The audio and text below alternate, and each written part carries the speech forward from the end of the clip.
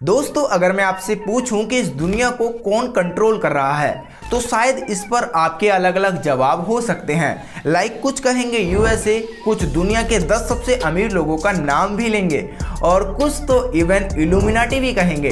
But what if अगर मैं आपसे कहूं कि इनमें से कोई भी वर्ल्ड को कंट्रोल नहीं कर रहा है, बल्कि हकीकत में इस दुनिया के कंट्रोल की चाबी बैंक्स के हाथ में है। जी हाँ, वही बैंक्स जहां आप अपना पैसा जमा करते हैं। अब इस बात में तो कोई डाउट नहीं होना चाहिए, और वो ये है कि 22nd सेंचुरी की इस दुनिया में एवरीथिंग रन्स अपॉन मनी। अगर पैसा नहीं तो कुछ भी नहीं।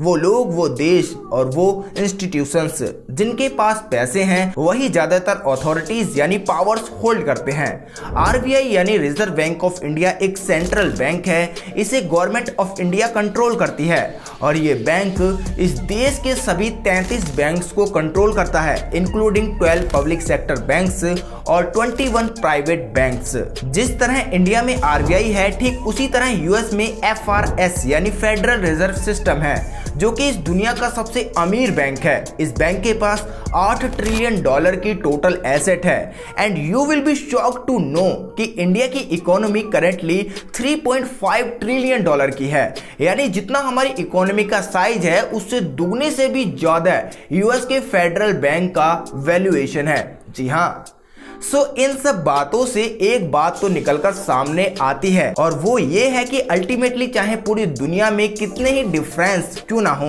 Weather it is caste, greed, religion, race या फिर कल्चर, बट वन थिंग जो सबके लिए इंपॉर्टेंट है और वो है पैसा। और हर कंट्री के पास ये पैसा अलग अलग अमाउंट में है, किसी के पास कम, किसी के पास ज्यादा, बट अल्टीमेटली पूरी दुनिया के इस पैसे को मिलाकर बनती है एक ग्लोबल इकोनॉमी, जिसका साइज फिलहाल $96.5 ट्रिलियन है। और इस बेहद बड़े अमाउंट का एक बहुत बड़ा और सिग्निफिकेंट नंबर हमारे बैंक्स कंट्रोल करते हैं।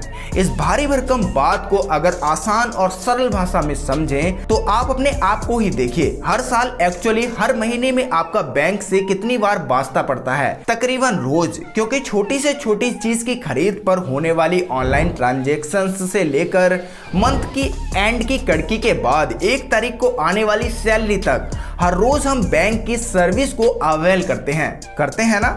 इस दौरान जितनी भी फाइनेंशियल ट्रांजैक्शंस होती हैं उन सब में कोई ना कोई बैंकिंग इंस्टीट्यूशंस तो इन्वॉल्व होता ही है। ऐसे में आप खुद ही सोचिए कि आपने कभी फ्री हैंडेडली अपने बैंक को अपने पैसे का कंट्रोल दिया है या नहीं। अगर आप जानते हैं कि बैंक्स किस तरह काम करते हैं तो वेल एंड गुड, बट अगर नहीं तो let me tell you, banks एक बेहद ही सिंपल मैकेनिज्म पर काम करते हैं, and that is the take and land. जी हाँ, इनफैक्ट बैंक अपने सेवर्स और बोरोवर्स के बीच एक मीडिएटर का रोल प्ले करते हैं। इस सिंपल एनिमेशन से आप बैंक के काम करने के तरीके को समझिए। और मान लीजिए कि आप पर्सन ए हैं जिसका अमाउंट बैंक बी में है।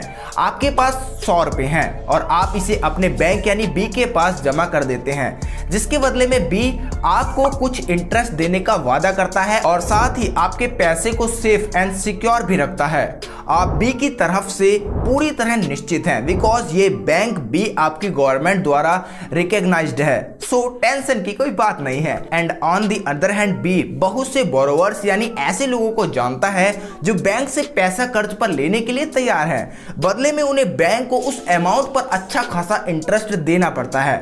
सो बैंक उन्हें वो पैसे जो इस केस में पर्सन ए यानी आपके थे वो किसी थर्ड पर्सन को दे देता है, जिसके बदले में वो अपने हैवी इंटरेस्ट चार्ज करता है और एट द सेम टाइम वो आपको उस इंटरेस्ट का एक छोटा सा अमाउंट देकर बिजनेस जारी करता है।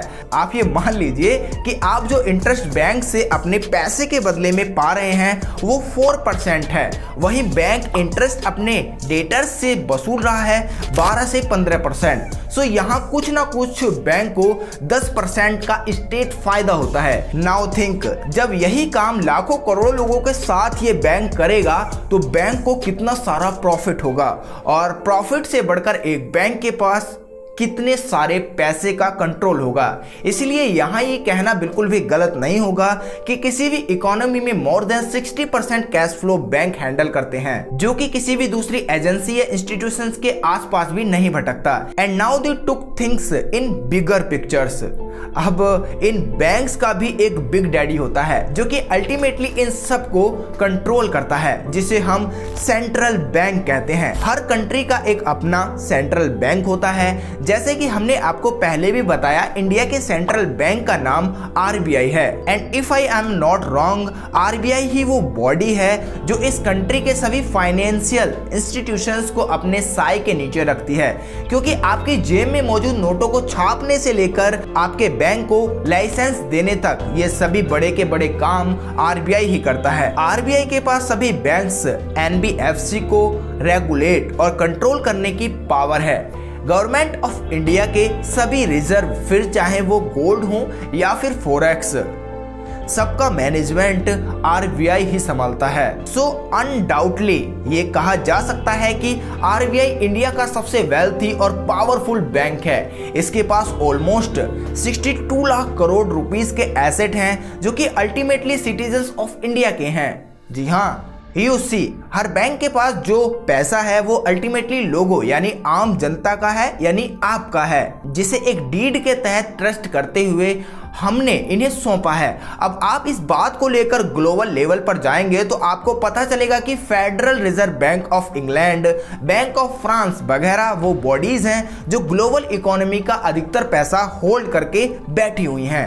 अगर दोस्तों आप यहाँ तक पहुँचते पहुँचते आप ये सोच रहे हैं कि आपको ये गेम समझ में आ गया है, तो you are wrong my friend.